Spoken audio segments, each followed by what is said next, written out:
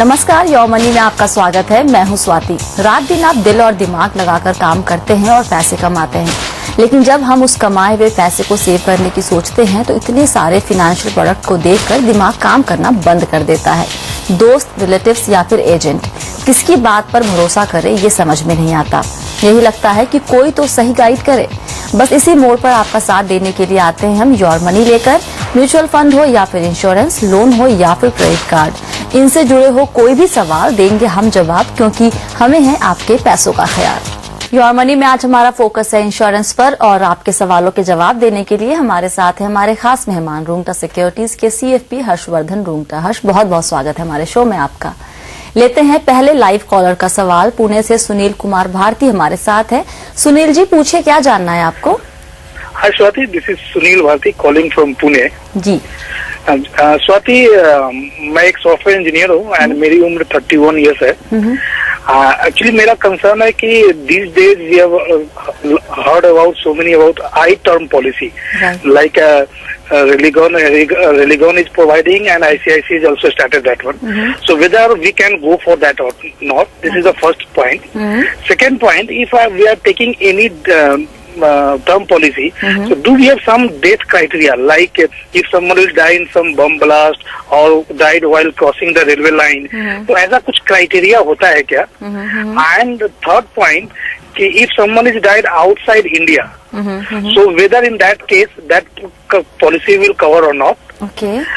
And last one, is there any difference while taking the policy, term policy from LIC or any other private player like Kotak, ICICI और Religor, anyone?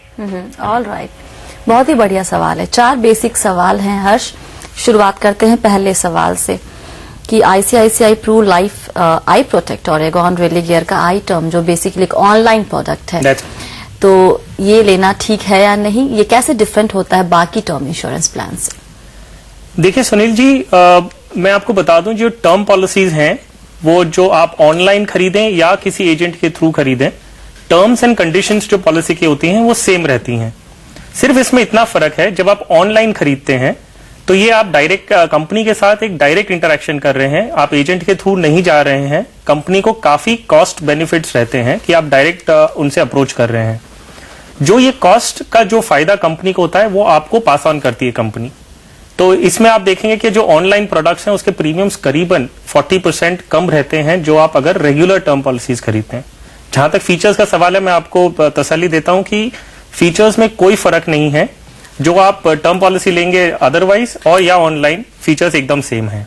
जो आपके दूसरा सवाल है वो ये है कि आप प्राइवेट कंपनी से लें कि LIC से लें।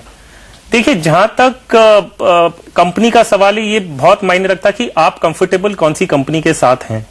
जहां हम सेफ्टी, रेगुलेशंस, कैपिटलाइजेशन की बात करें, ऑल कंपनीज आर सेम। इसमें मुझे नहीं लगता कि अगर आप ICICI से लेते हैं या LIC से लेते हैं, आप LIC में कुछ ज्यादा सेफ हैं।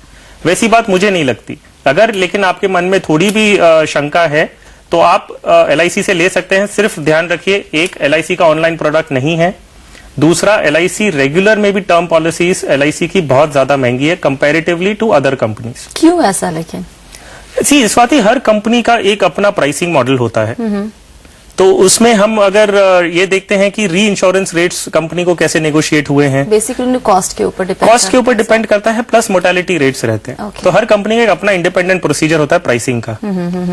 बट आप देखेंगे कंपटीशन की वजह से ये प्राइसेस नीचे की तरफ ही आ रहे हैं। LIC ने भी रैशनलाइज किया है, but even today LIC term policy के लिए ज्यादा महंगा है। ऑलराइट, इनका एक सवाल ये भी था कि अगर मान लीजिए कि बॉम्ब ब्लास्ट वगैरह में या फिर सुसाइड से डेथ होती है, तब क्या क्लेम मिलने में दिक्कत होती है या फिर क्लेम मिलेगा या नहीं मिलेगा? देखिए, स्टैंडर्ड एक पॉलिसी में कंडीशंस होते हैं कि अगर suicide with in 1 year of taking the policy, अगर डेथ होती है बिकॉज ऑफ सुसाइड, तो क्लेम नहीं मिलता है। बट आफ्टर 1 ईयर, 365 डेज के बाद, पॉलिसी लेने के 365 डेज के बाद अगर डेथ होती है कोई भी कारण से इंक्लूडिंग सुसाइड, तो क्लेम मिलता है।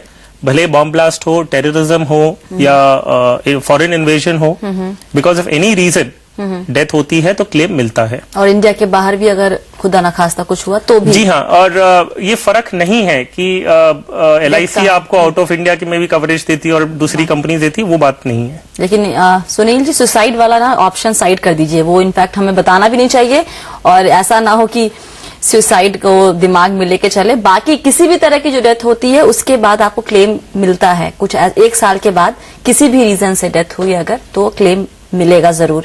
तो क्या सलाह देंगे आप इनको कि ये ICICI का देख ले, आई प्रोटेक्ट, या फिर एगॉन ले लीजिए? सुनील जी, मैं आपको सजेस्ट करूंगा कि अगर आप ऑनलाइन प्रोडक्ट ले रहे हैं तो ICICI का आई प्रोटेक्ट एक बेहतरीन प्रोडक्ट है।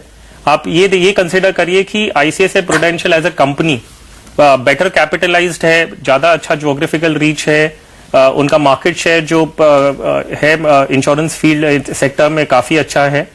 तो आप अगर जाना चाहते हैं तो ICICI प्रूडेंशियल का आई प्रोटेक्ट टर्म ले सकते हैं, जिसका प्रीमियम आपकी उम्र के लिए करीबन 7,200 रुपया होगा 50 लाख की पॉलिसी के लिए। तो आप उसे कंसिडर करें तो आपके लिए बेटर होगा। चलिए लेते हैं अगला सवाल।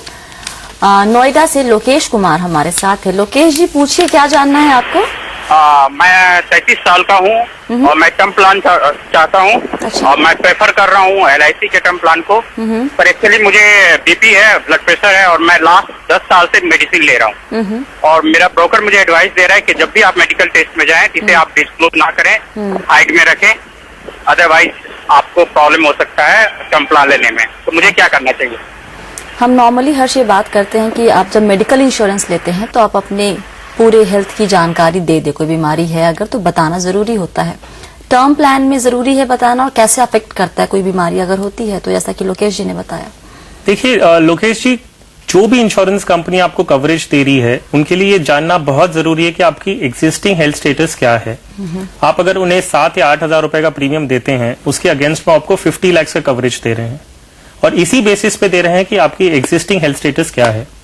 मैं आपको सिंसियरली रिक्वेस्ट करूंगा कि आप अपने प्रपोजल में ये डिक्लेयर करें, ये गलती ना करें कि कंपनी को मत बताइए।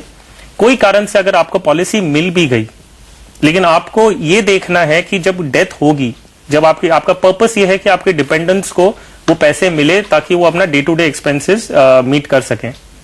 अगर कोई कारण से कंपनी के इन्वेस्टिगेशन में उन्हें पता चल गया कि ये आपका BP का जो प्रॉब्लम है वो पॉलिसी लेने से पहले भी था, कंपनी आपका क्लेम रिजेक्ट कर देगी, आपके डिपेंडेंट्स को पैसे नहीं मिलेंगे।